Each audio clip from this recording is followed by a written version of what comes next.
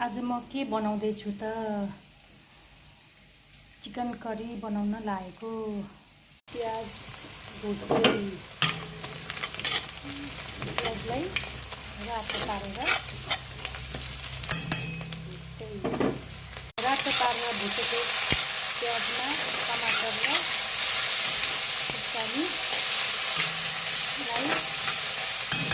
भुट्दै अदुवा लसुनको पेस्ट साथ नुन स्वाद अनुसार जीरा धनियाको पाउडर चिकनको मसला रेडी भयो। अब यसमा ग्रेभी बनाउनलाई पानी उमाल्ने, तेजपत्ता ल्वाङ सुकमेल र टिमुरको धुलो हाल्ने अनि तातो पानी हाल्ने। त्यसो पानी हाल्यो भने स्वाद हुँदैन, तातो पानीले मिठो बनाउँछ।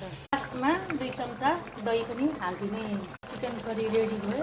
अब निकाल्ने बेलामा धनियाको पत्ता हालिदिने।